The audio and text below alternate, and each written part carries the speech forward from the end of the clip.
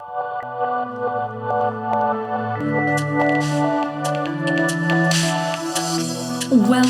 to Tcast with your hosts Alexander McKegg and Jason Rigby, where humanity steps into the future and source data defines the path.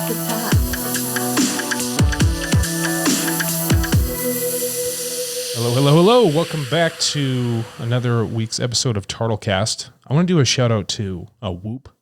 Whoop, there it is. Yeah, Whoop. Yeah, both of you and I are wearing this IoT biometric device. And I want to say that in terms of their customer service, they were very transparent about how their data is used, how it's analyzed, where it goes, where it sits, everything. And I told them, I'm not making any decision to join your thing until you tell me exactly what's going on with this. And they were very upfront and open about it. And I was right after that, fine, you got me. I subscribed. Well, I mean, because they're getting data 24/7. Yeah, and they get more data than even what the Apple Watch puts out. Right, or Fitbit or any of those, yeah. Yeah, it's pulling down so much data all the time. It was actually, I'm frankly quite impressed. Well, I like that. I mean, for you, it even has the climbing feature on it. Mm-hmm. I used the climbing feature yesterday, and I can actually see over the course of the entire workout the high points of stress. Yes. And depending on, it's funny, depending on the route I'm going up, you'll see my heart rate variability is like much higher. I thought that was very cool. Yeah, I did a HIIT workout yesterday because they have the HIIT workout, on there. And so I clicked on the hit that. No pun intended. High intensity. Yeah. And it was interesting because I thought I was like gassed, like done, but it was but my heart rate, I thought I was at maybe 150, 160 because I was having a hard time breathing, but I was staying around like the 130 range. So it was like, okay, I need to work on doing more breathing exercises because it was a lack of oxygen more than it was. I thought I was at my max. No, but you're just not breathing. Yeah, I'm just not breathing. Yeah. So last night I did the Wim Hof, downloaded the Wim Hof app. That guy from a lot of breathing through the diaphragm. Yeah, and I did that and almost passed out, but it was fine. Then I had to go take a cold shower because he's about that. Yeah, so uncomfortable. By the way, that's the hardest thing for me to do. But what I liked about Whoop, more importantly, and this is going to be a Whoop episode.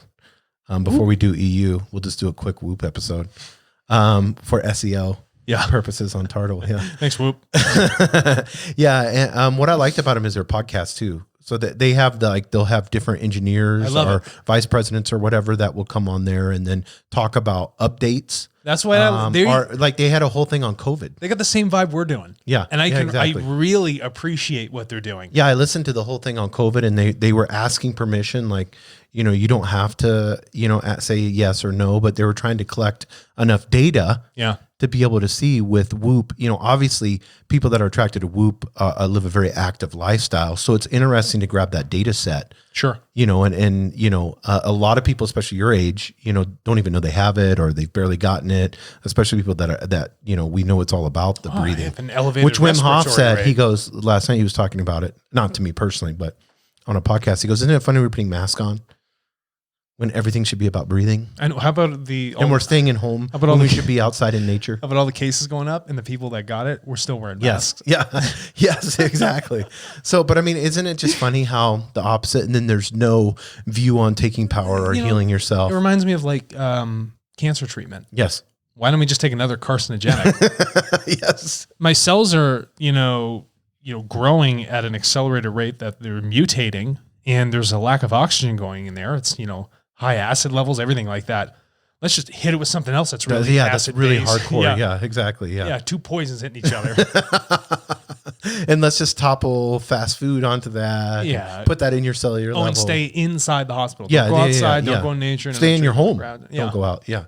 Don't get any vitamin D, no zinc or magnesium or vitamin C, none of that stuff. That's why I've been drinking the San Pellegrino. Yes. It's like a liquid vitamin. Yeah. So there's the a lot total of dissolved in solids in this is actually quite high. Yeah. And that's what we'll talk about on the next episode. Yeah. Where they're from. Yeah.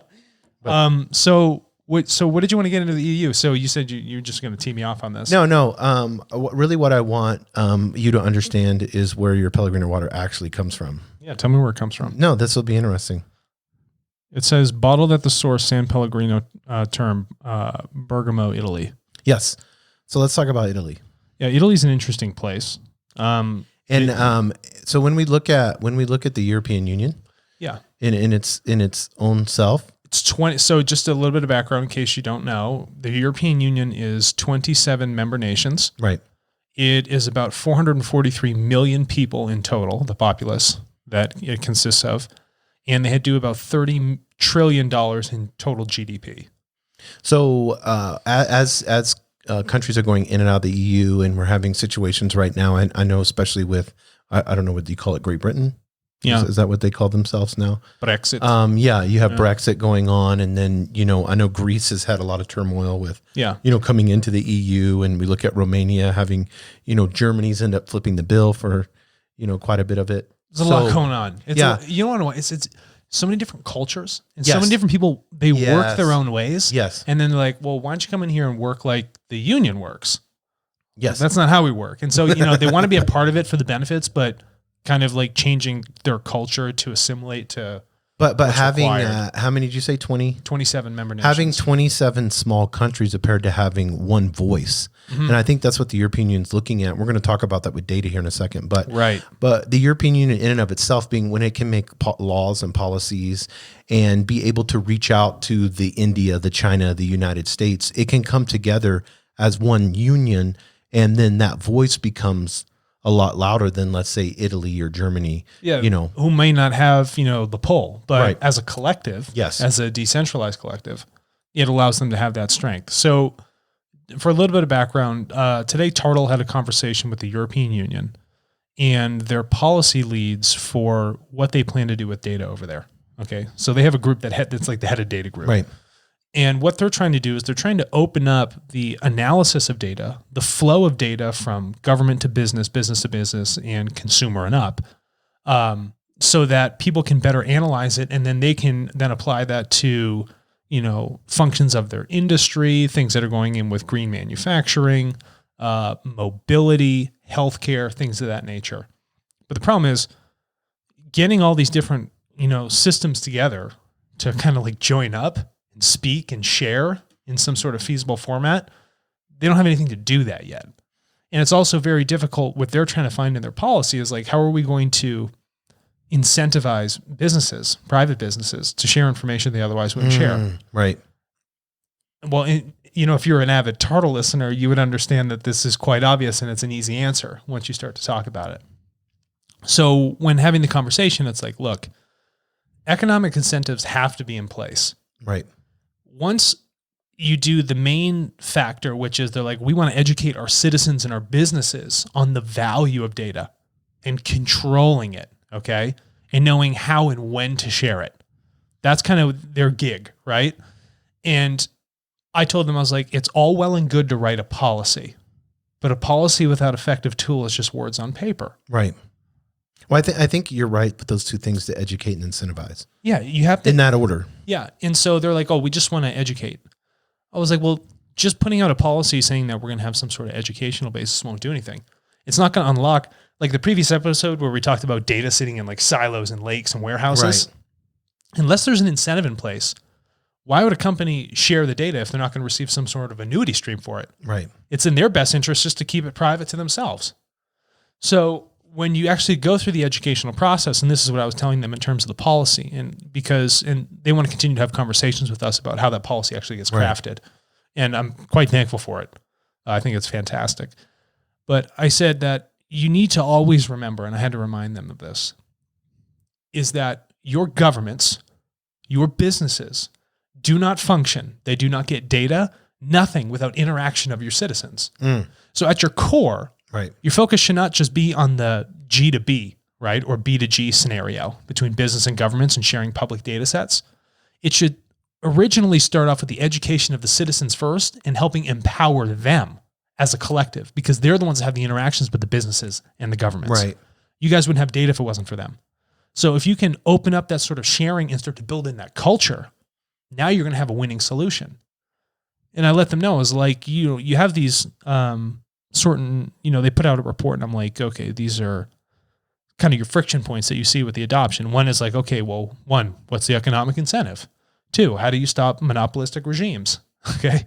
All the foundational principles of TARTLE, its design, completely inhibit, monopolies, right? Right. We open up incentives through getting people economic empowerment by sharing the data. Right. And then on top of that, they're like, well, and there's also variability of data sets. Well, TARTLE also has the ability to ingest any type of data. And at the same time, we can ingest data on the machine code and then have it translated so that when a normal person looks at it, it's something that's readable and makes sense. It's almost like you put the nice filter or lens on it. Yes. It's like, oh, that's really good. That makes sense, yeah. And so in the end, what that does is that increases the amount of sharing that actually occurs. And so, to further the conversation, and they're like, that is very clear. I'm like, I hope it's clear and I hope it makes sense. And they're like, yeah, that does. It makes plenty of sense. And I just reminded them that, listen, we're already in the European Union. Our system is. And the question is, do you want to work symbiotically with us right now? Because we're going to do it with or without you. And we're here and we can do it in an efficient manner, whereas you craft your policy, we help you and we can tool our systems so that it works best for your citizens. Or we can just do it ahead of time and you retool later trying to figure out your policy after it's already been mass adopted by people outside of your control. And then I got silent. Then I got silence on the phone or the WebEx, whatever it was. And sitting there in silence and like, okay, very good. And that's when they said, okay, we want to actually, bring you into, talk about a continued partnership of sharing information and talk about this policy because the European Union, even though they're extremely forward on their policy with GDPR, right, and that big push that they did with it, and now they're moving into this data spaces, is that they actually lack data because it is so forward-looking, like 3 to 5 years in advance. Right. They don't have enough companies that are even doing what they're even thinking about doing. So I said, why don't you just use us as that effective tool so you can test your policy real time? I love that. Yeah. And so what do you think their biggest concern was? Whether it was spoken or unspoken? No, their concern, actually they're not really concerned about, all right, I take that back. Their concern is data monetization. They said people are kind of turned off from it. This is great. I'm glad you brought that up. They're like, people in the European Union are kind of turned away from, the whole idea of data monetization. And I said, guys, frankly, that's not true. I was like, all my data here for our adoption has been higher outside of the United States. Right. More in the EU and Asia than it is in our own hometowns. So I'm going to have to disagree with you just on pure data alone, that what you're saying about data monetization, people aren't turning away from it. They are adopting it in, floods. And so I thought that was quite interesting. Like, oh, and you can hear, this is great. The microphone picking up and you hear like the pencil dragging across the paper. You know that sound? Yeah. If you were taking a test. Yeah. So they were taking notes. Yeah. They were taking a lot of notes. Oh, that's good. That's perfect. Yeah. So like when they're expressing this and they, obviously shared this idea of wherever they got it from, maybe their data or assumptions through, it could be, these higher intelligent think tanks and stuff like that they use. Yeah. What were some of the things that when they were talking to you that you felt that TARTLE could solve? I know you shared some of them just now, but the main things, like as far as like that would relate to them specifically. Yeah. I think with that concern, the biggest solve for them is education and control of the data. Because TARTLE, the second you begin to join the system and pull it in all your integrations with everything else you use, right, that's when you start taking control. And at that point, you choose when to relinquish something. That is huge for them. They think that is just a normal right. It's a right to privacy and it's a right to sovereignty over the information. Well, we know that they did. They're ahead of us compared to the United States as far as privacy concerns. That's exactly right. Right. And so that was one of their main draws. And so what I did is actually walking through them like, this is how we have solved that.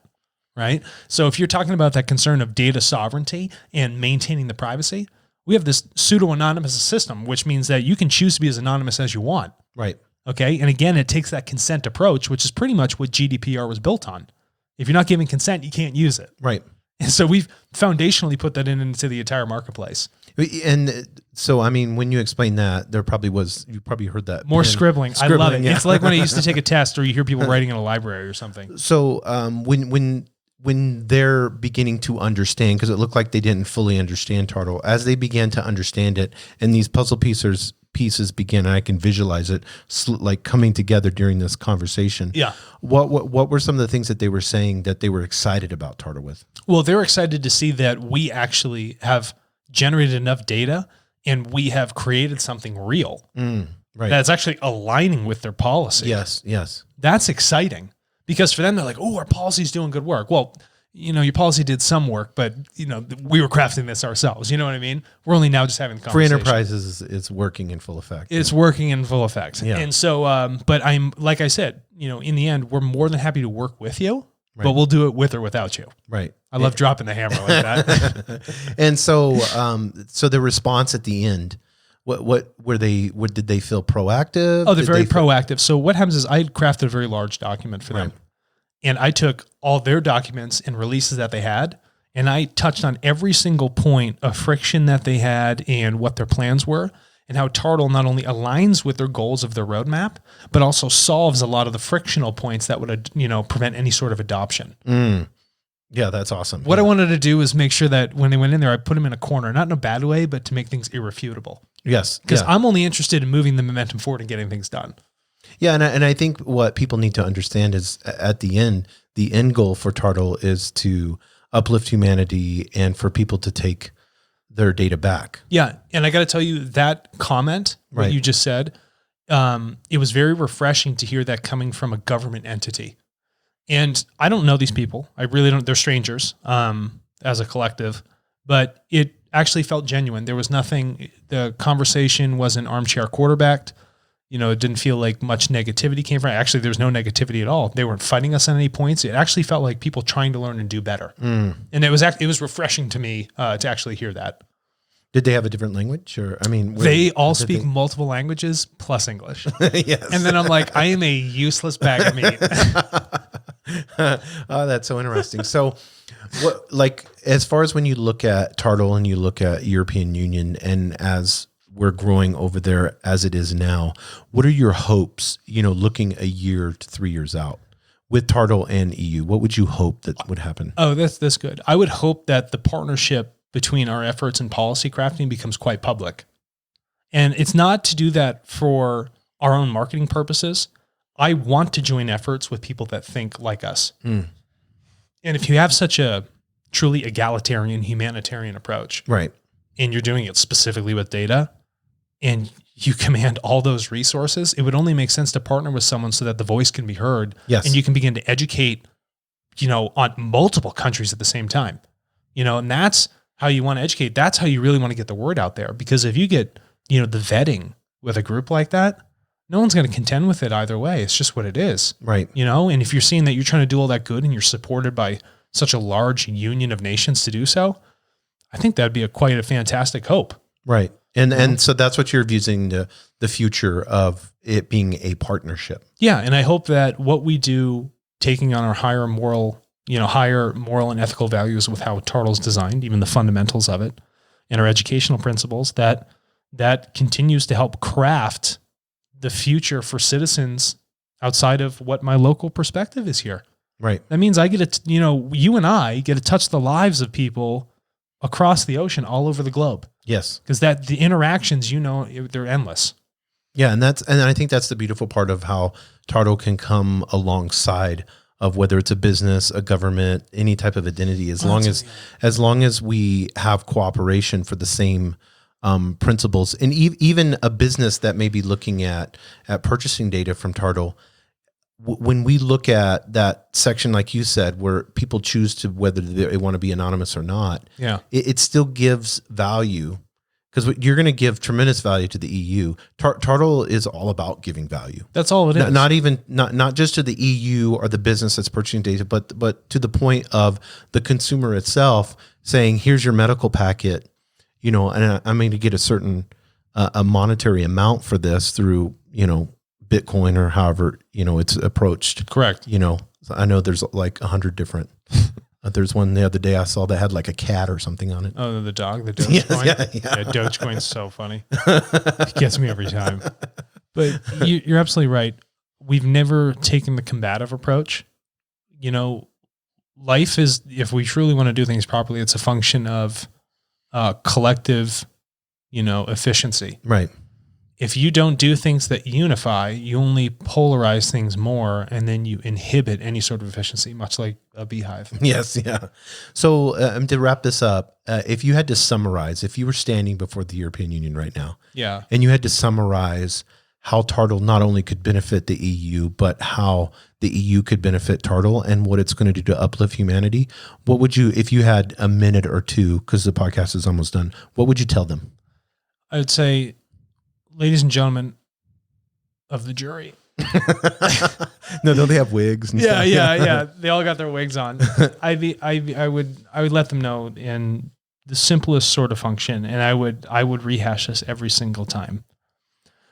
I would say that the guaranteeing our future in the most positive light, the most efficient utopian light that we would want to craft or could ever possibly craft within our imaginations only happens through the unification of our efforts. Yes. And if we are going to take the first step in the unification of those efforts in a world that's becoming increasingly decentralized, increasingly flat in a metaphorical way, then we should start with the thing that we all interact every single day with, completely agnostically, if we are, regardless of religion or type of entity, whether we're a business or a human being. And that would be the information we create. If we have the ability to share it and analyze it so that we can create answers at a faster rate that helps secure our future, then I think the very first thing we should do is consider our relationship between a private enterprise here in the United States and the goals set by the European Union for the betterment of its people. Right. How'd that sound? Yeah, it sounds great. What's the first part of the Constitution here in the United States? We the people. Yeah. Yeah. We the EU. We the TARTLE/EU. Yeah. I think at the end of the day, that's what TARTLE is about. And that's the philosophy that makes us so different from any company that's out there. Is it's about the people and empowerment. Yeah. And that empowerment, that's in no cheesy way, shape, or form. That's what will literally change the world. Yes. Changing the world. One data packet at a time. Oh, that was good. I like that. I actually imagined myself there for a second, That was good, yeah. All right. It's the water. It's the water. Yeah. Thanks, Italy. Yes. All right. See you later, everybody.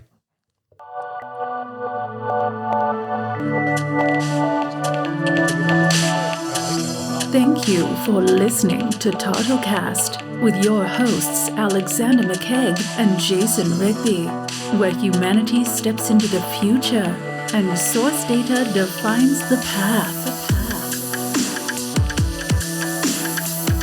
What's your data worth?